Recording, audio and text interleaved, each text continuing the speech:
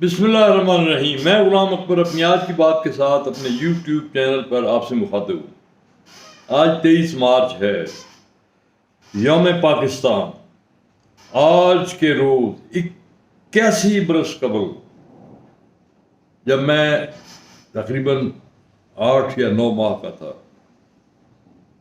اس وقت میری عمر یہی تھی، لاہور کے ایک عظیم الشان جلسہ عام میں جو قائد اعظم محمد علی جناح رحمۃ اللہ علیہ کی صدارت میں ہوا تھا، ہندوستان کے مسلمانوں نے اپنے اکابرین کے ذریعے اس عہد کی تجدید کی تھی کہ بر صغیر میں ایک ایسی مملکت قائم کی جائے گی جو خدا کی حاکمیت کا ایک منہ بولتا نمونہ ہوگی، اور جس میں انصاف ہر مسلمان کو ملے گا، ہر اس شخص کو ملے گا جو اس مملکت کا شہری ہوگا، کیونکہ ایک مسلم مملکت جو اسلامی نظریے اخوت کے تحت قائم ہو جائے، اس میں بھی غیر مسلموں کو وہی حقوق حاصل ہوتے ہیں جو مسلمانوں کے لیے ہوتے ہیں۔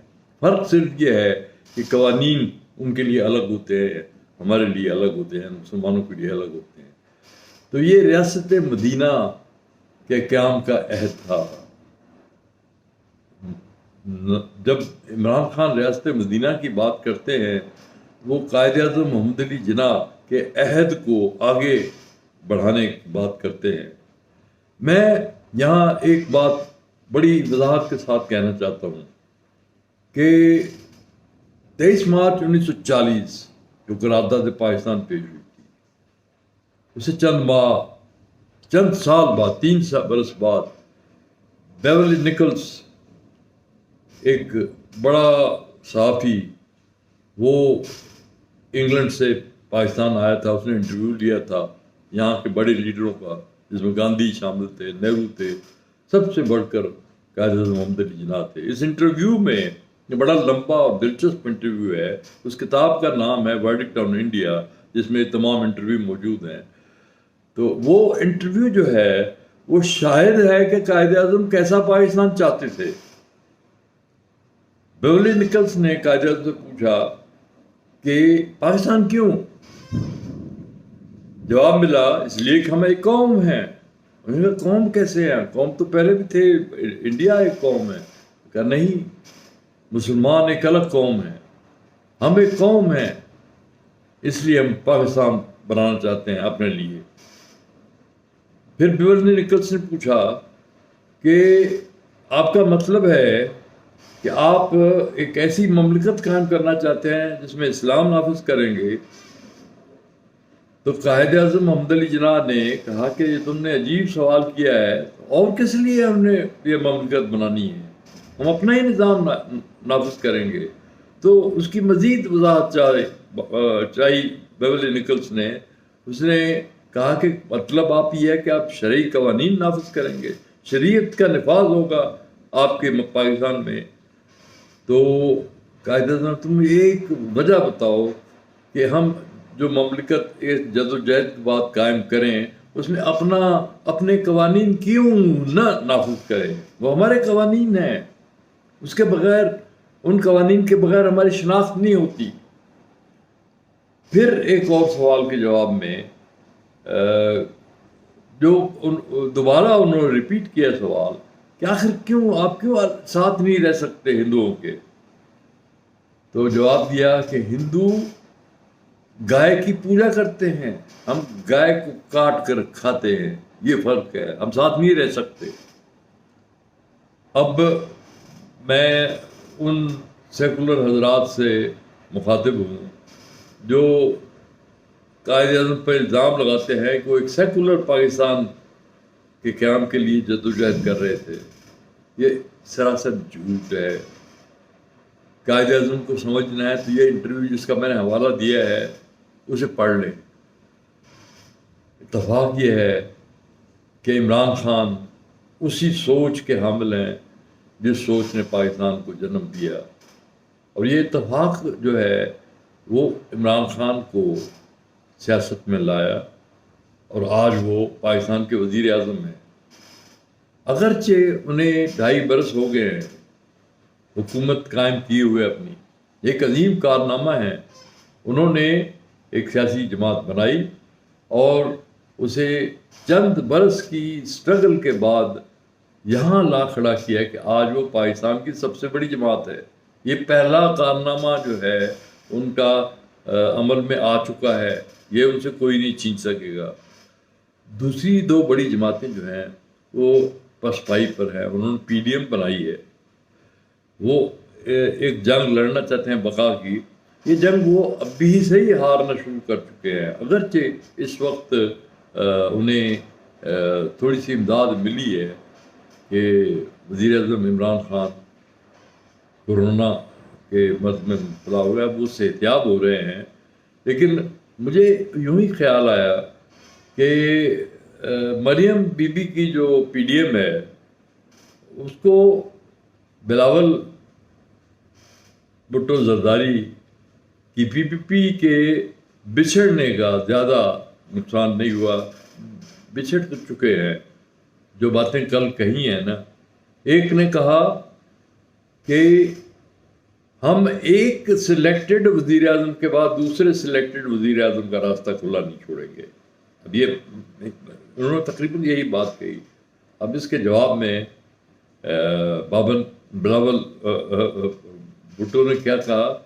انہوں نے کہا کہ یہ سلیکٹڈ جو روایت ہے، یہ جس خاندان نے جنم دی ہے اس روایت کو، وہ لاہور میں رہتا ہے۔ یہ ڈائریکٹ حملہ تھا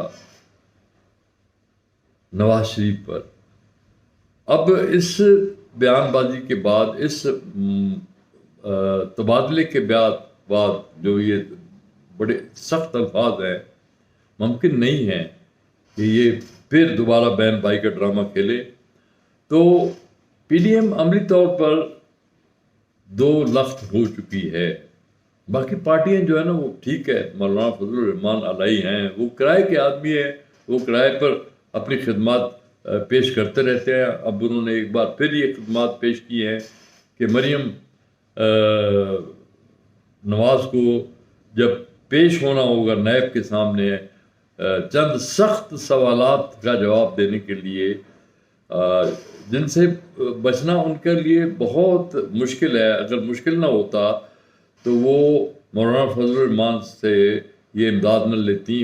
مولانا فضل الرحمان نے ایک لشکر فراہم کیا ہے، جس کی بات انہوں نے پریس کانفرنس میں کی کہ وہ لشکر جو ہے وہ مریم نواز کے ساتھ آئے گا اور نیب پر حملہ ہوگا۔ اب یہ کہتے تھے پرامن احتجاج سپریم کورٹ کے سامنے بھی ہوا تھا، اور دنیا نے دیکھا کہ چیف جسٹس کو وہاں سے رائے فرا بھاگنا پڑا۔ گنڈے سارے مسلم لیگ نون میں بنیادی طور پر گنڈوں کی پرورش کی جاتی ہے، وہ ایک فورس کے طور پر استعمال ہوتے ہیں، گلو بٹ کہلاتے ہیں کہیں کہ کچھ اور نام بھی ہے، میں ناموں میں نہیں جانا چاہتا۔ تو یہ ایک اسٹریٹجی رہی ہے ہمیشہ نون لیگ کی کہ وہ پرورش کرتے ہیں، گنڈا فورس ضرور ان کی ہوتی ہے، اور وہ گنڈا فورس بوقت ضرورت وہ استعمال کرتے ہیں۔ یہ گنڈا فورس ایک دفعہ پھر استعمال ہوگی 3 دن بعد، پیشی ہے 26 مارچ کو۔ اور میں سمجھتا ہوں کہ اگرچہ عمران خان علیل ہیں، وہ صحت یاب ہو رہے ہیں، وہ اپنا وقت قرنطینہ میں گزاریں گے جو ضروری ہے ان کے لیے صحت یابی کے باوجود، تو اس پیریڈ میں انہیں ہدایات جاری کر دینی چاہیے کہ اب وہ وقت گزر چکا، ٹالرنس جو ہے وہ بہت دکھائی جا چکی ہے، اب 0 ٹالرنس ہونی چاہیے۔ یہ جو اسٹیٹ کو للکارا جاتا ہے مسلم لیگ نون کے پلیٹ فارم پہ، اب تو مولانا فضل الرحمان بہت آگے جا چکے ہیں، اب یہ اسٹیٹ کو جو للکارا جاتا ہے اس کا جواب منہ توڑ جواب آنا چاہیے۔ یہ بات کہتے ہیں نا احسن اقبال کے فاسسٹ نظام، اگر فاسسٹ نظام ہوتا تو جب وہ تقریر کر رہے تھے فاسسٹ نظام کی تو گھر وہ صحیح سالم نہ پہنچتے، ان کی ہڈی کئی ہڈیاں کئی پیسز میں انہوں نے پتہ نہیں کہ فاشزم کیا ہوتا ہے.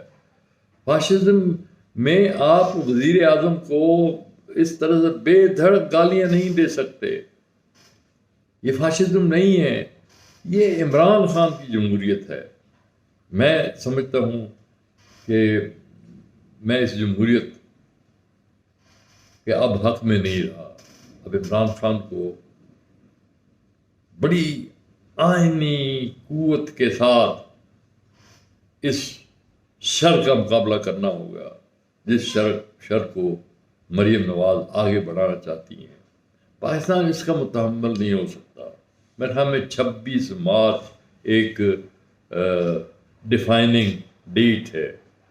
ہم دیکھیں گے کہ اس روز پاکستان کا قانون جیتتا ہے یا مافیاؤں کی مرضی جیتتی ہے. یہ مافیائیں اس وقت تک دندناتی پھریں گی جب تک ان کے گلے میں پٹا نہیں ڈالا جائے گا. میں یہ سخت الفاظ کہنے پہ مجبور ہوں کیونکہ پاکستان کو اس وقت پیچھے دھکیلا جا رہا ہے ایک سازش کے تحت. یہ ایک بین الاقوامی سازش ہے. یہ لوگ کرائے کے لوگ ہیں. میں ان سب کے بارے میں پورے دعوے سے کہتا ہوں یہ کرائے کے لوگ ہیں. اب میری سمجھ میں نہیں آ رہا کہ ہماری فوج جو ہے وہ کیوں ان پر مہربان ہے. میں مہربان کا لفظ اس لیے کہوں کہ گالیاں دیتے ہیں فوج کو، اور فوج جو ہے وہ جمہوریت کا راز لاپ رہی ہے. میں اپنی فوج کو سلام کرتا ہوں. انہوں نے جو قربانی دی ہے پاکستان کے لیے، پاکستان کے وجود ہماری فوج کے لیے اتنا ہی لازم ہے جس طرح ایک جسم کے لیے یا ایک روح کے لیے جسم کی ضرورت ہوتی ہے. روح بذات خود کوئی چیز نہیں ہے اگر اس کو جسم نہ مائی ہو. اللہ تعالیٰ نے یہ روح اور جسم کا رشتہ قائم کیا ہے. تو پاکستان اور فوج کا رشتہ جسم اور روح کا رشتہ ہے. پاکستان کو قائم ہی ہماری فوج نے رکھا ہوا ہے. یہ الفاظ میں ان سیکولر دوستوں میں لفظ دوست بھی استعمال کرنے کے لیے تیار ہوں. یہ لیے کہہ رہا ہوں کہ وہ فوج کی اس رعایت کا ناجائز فائدہ نہ اٹھائے جو وہ دے رہی ہے. یہ ایک نیشنل سیکورٹی اسٹیٹ ہے. پاکستان جو ہے یہ کوئی شکارگاہ نہیں ہے مافیاؤں کی، اور نہ یہ لیبارٹری ہے کہ جہاں ایک ایسی جمہوریت کا تجربہ کیا جائے جس میں اقتدار ہمیشہ مافیاؤں کے ہاتھوں میں رہے. یہ اب ناممکن ہے. اب پاکستان کو تبدیلی کی ضرورت ہے. عمران خان بہت جلد صحتیاب ہوں گے انشاءاللہ، اور وہ اس تبدیلی کی طرف، ایک حقیقی تبدیلی کی طرف کو بڑا قدم اٹھائیں گے انشاءاللہ.